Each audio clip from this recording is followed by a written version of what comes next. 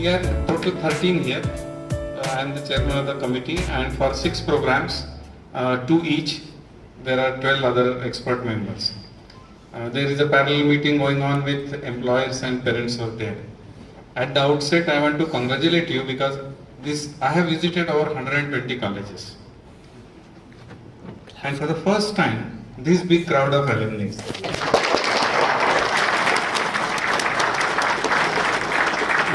For the first time, I have split this meeting into 2, parents and employers separate. Otherwise, we used to hold it, and overall there used to be 40 people were there. So that shows your love for this institute, and I congratulate the institute also for that, and also to you. It's really encouraging for me to see that so many alumni you have made a point to come over here. I will ask you 1 or 2 questions to you. Number 1 is, have you come for such occasions earlier here? Yes. For earlier accreditations you have come. Fine. Good. So this college has been accredited as we were informed by the principal in 2002, then 9 and then 13 perhaps, 3 times earlier. So after 13, 5 years have elapsed, and they have applied for accreditation process. However, this accreditation is outcome based accreditation. It is slightly different from the earlier one. Earlier one was not input based sort of a thing, but you can always conclude like that. It used to be just dependent on what is the infrastructure, what are the facilities available, teaching learning process, etc. Now the stress is on outcome based education. And again, I have a question for you. Have you heard of Washington Accord and outcome based education? If yes, I will not say, otherwise say yes or no loudly. No. Okay. So it's my duty to let you know in 1 minute or 2 that outcome based education. Government of India, we are on government duty, number 1. Okay. So Government of India is a signatory of what is called as Washington Accord. And in that Washington Accord, there is a concept of accreditation of institutions, engineering institutions, so that the graduates who pass out from this college will be treated as par with any other graduates who pass out from such accredited programs anywhere in the world. So typically an employer should not distinguish between someone from Germany and someone from this SRKR institute if it is accredited. They should not distinguish. As you know, medical graduates from our country may have to write other examination before they are able to practice over there. Such things will not happen with the graduates over here. Recently, though accreditation is not compulsory, all the colleges go for it because there are some indirect benefits of accreditation. The faculty members are eligible to apply for grants, research grants. That's a compulsory thing. Then perhaps other indirect thing is increase in fees, etc. Government relates it to if you are accredited, you can increase fees. So indirectly, the promoters of this institute want the department program to accredit it. There are different accrediting agencies also. This college has got it from NAAC. There is another accreditation agency, but it gives accreditation of institute to a college as a whole. Here you can see there is a big team of 13 members. That means it's accreditation of a program. And any accreditation is for a limited period. And I also want to tell you that we also undergo such process. Our institutions also undergo such process. So it is not that we are exempted from this. So therefore we call it peer review. Many of the senior professors from private institution, I mean if you want to distinguish this is a private institution, they are also members of these committees, and based on their biodata, etc., they are shortlisted to be evaluators. So this is the background. And in the outcome-based education, though the input is important, infrastructure is important, labs are important, faculty, everything is important, still it is checked whether the outcome is achieved or not. You can visualize this, you were student sometime. So I will tell you I will take you to that mode, to your student life. Many times you left some portion and still appeared for exam and passed. So student hold a BTech degree, BE degree, but some of the chapters perhaps they have never studied for examination. They left. Still because passing marks are 40, 45%, whatever may be the case. So without studying some of the things, still student can have degree. So passing a degree is not outcome of a course. Having a degree in hand is not outcome of a course. Outcome of a course is whether as an employee you are able to design something for the, or you have become entrepreneurs, you are able to do something, give it back. So you use your knowledge. So there are many ways of finding outcomes. So that has been little bit standardized. And education is to be measured. We can measure in kilograms, liters, etc. But how education is to be measured? So that is being measured in terms of the outcomes. And there are training programs done by NBA. We also underwent training program about 15 years back. And based on that, this college employees also have undergone that program, and slowly things keep on moving. So that is what is outcome-based education. And there are sufficient number of, sufficient weightage is given to that outcome-based education. So this college has applied it for the first time, and it's a bit rigorous. There is a flexibility also. There are no set of rules for that. Had it been set of rules, it would have been easy. It's actually a feedback mechanism. You set a goal, see whether you have achieved or not. If you have not achieved, you change your goal. You may either improve, change the goal means you may reduce also your goal. Suppose you say that in my class 75% of the students should get 75% marks, and it doesn't happen. So you can reduce. And the reason you can say maybe intake is not good. So it's not that you are not allowed to reduce it. So you set target, achieve it. If you don't achieve, change it. If you achieve it, increase it. This is what is outcome based in general. So there are 10 parameters overall over which we have been doing. The rest of the things are similar as you had come earlier also. So I will not touch on those points. So this is my introduction to you. And alumni being very important, one of the stakeholders, 5 stakeholders are there. Alumni is very important. I visited your alumni office and seen that you have one guest room and some office has been set up. Your principal has shown us distinguished alumni. We are all distinguished. Still, he highlighted few names over there who have achieved distinction in the respective field. So we are happy to note all that. Right? This meeting is normally sans principal, but I have allowed him there. But I feel you will be comfortable with him. And no. We are all educated people, so I don't believe in that. You don't interfere, and I don't think that they will be bogged down by your presence over here. So that is the requirement. So you just enjoy this, no problem. Now, this is a big gathering, we are short of time. So we'll spend about 15 minutes from this point onwards. You are welcome to, anybody who gets up, I request them to tell one good point about this institute and also one point in which this needs to be improved. It is compulsory to tell the second point. Good points we have noted. We have listed them also. So it is compulsory that you get up. When you get up, positive points is easy to note. We are here for 2.5 years, so we can see things very easily. But the points which need to be improved, that we wish to hear from you because we might miss something. And that is in the interest of the institution. It does not make them lose marks. So that is, and I told you it's a peer review. The overall intention is very clear to improve quality of education in India.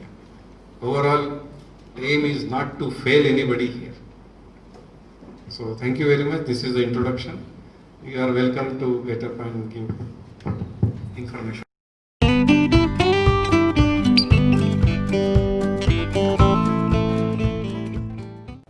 I'm Chaitanya Krishna, I'm an actor, so I work in Telugu films.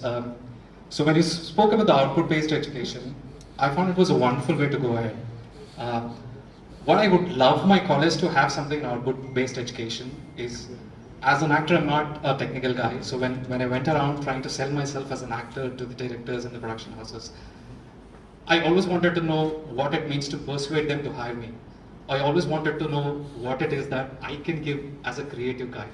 And I also wanted to know what is it that makes me different from others in trying to sell myself as an actor. So in an age where there's a lot of information explosion, a lot of them want to be entrepreneurs themselves.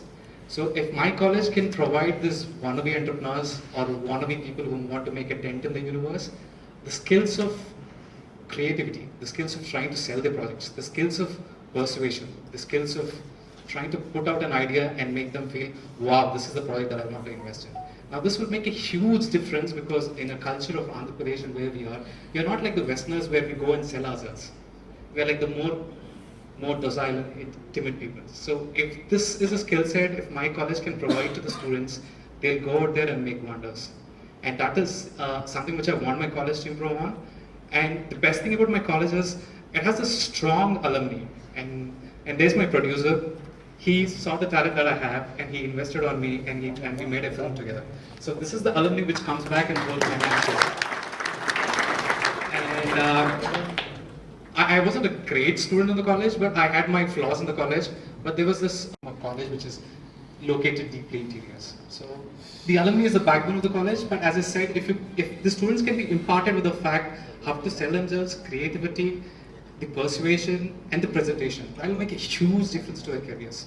I hope I drove the point across. Thank you.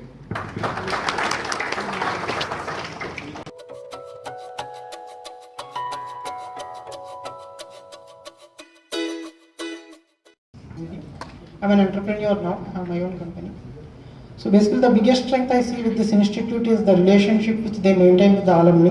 Like as you said, so many people could come together just to kind of push them that they will go through this accreditation. So to build on that relationship, we have a lot of problems. We are very open to define some of the challenges which we are facing, which require cutting edge research. From an SRK perspective, they should leverage, make one person as an accountable who can work with alumni and understand the problems from the research perspective. And they should really look at it publishing in some of the real world class journals and improve the research level of the institute. And we are ready to work with them.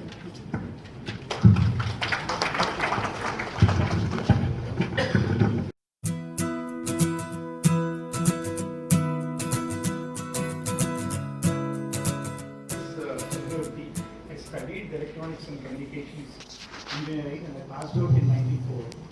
And today I head the staffing function for TCS globally from Bangalore. Thank you so much for visiting our college. I'm sure your presence will be a great value add for the future. The biggest strength of this institution, what I see after 20 plus years of education, is the staffing.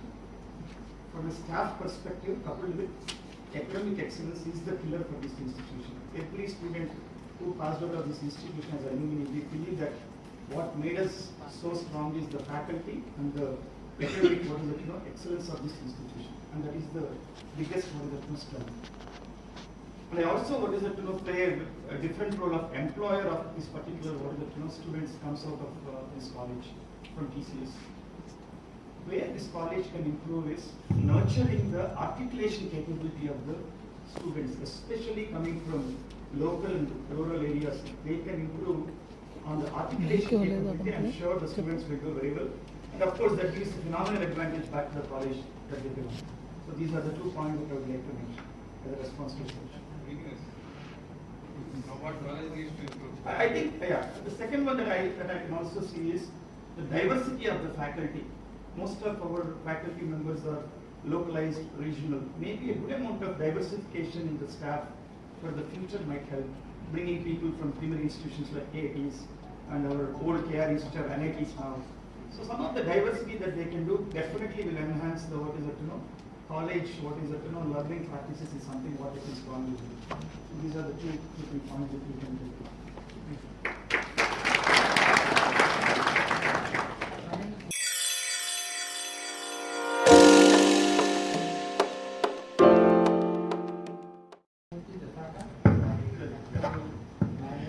R&D organization of Intel Corporation in the technology and manufacturing area. I've been working with the company for close to 26 years now, and half of my career in the US and half actually in India. And I graduated from this college like 30 years ago, close to that. And a couple of things that I would like to stand out is that building a good character for the students, attitude. These are the 2 fundamental things to make a good engineer, and that strong technical foundation. And most of the college students that we are entering on a regular basis, they're able to get their fundamentals very clear and attitude is very, very crisp. That's actually very much interested for and engineering students as we are hiring.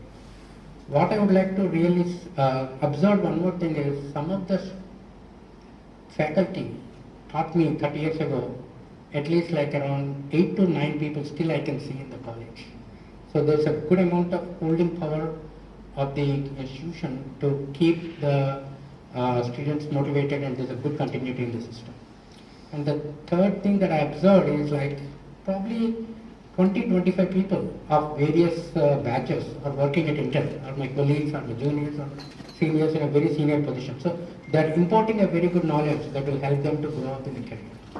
What I would like to see the college to really improve upon is, one, he mentioned it very clearly, that the communication of the skills of the students to verbal and written has to be a lot more crisper, so that they can face large panel of interviews comfortably.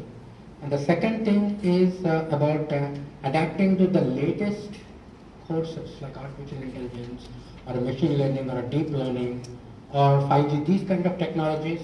If they can actually provide a good link to the industry, where industry people can come and teach for a few courses as an elective courses, not as a regular foundation, is not required, because they are still in the technology evolution. That will prepare the students very well for their future growth in the industry.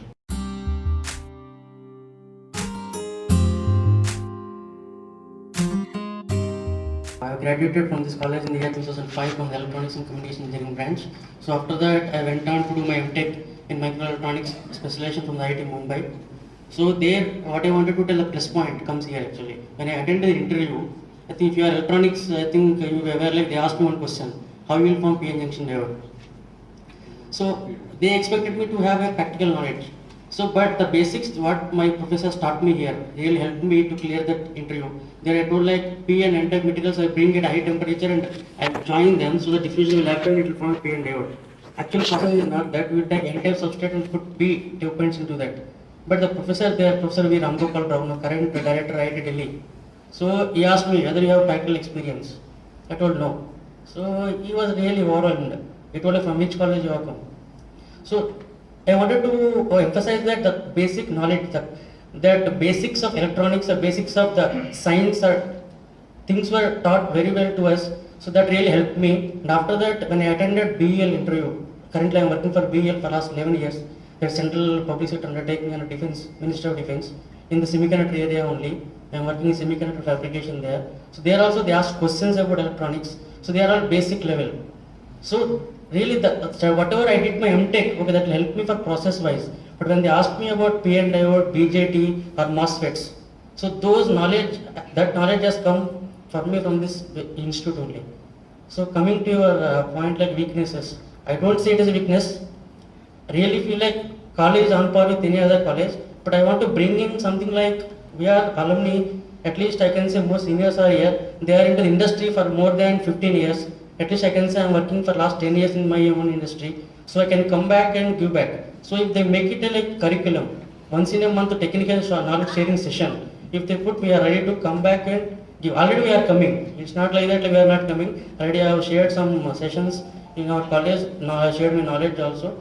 But if they make it like curriculum like that monthly, one session from this electronic side or mechanical side, civil side, so alumni can come back and share. So that way they can plan something. So that's what my suggestion for college. Thank you.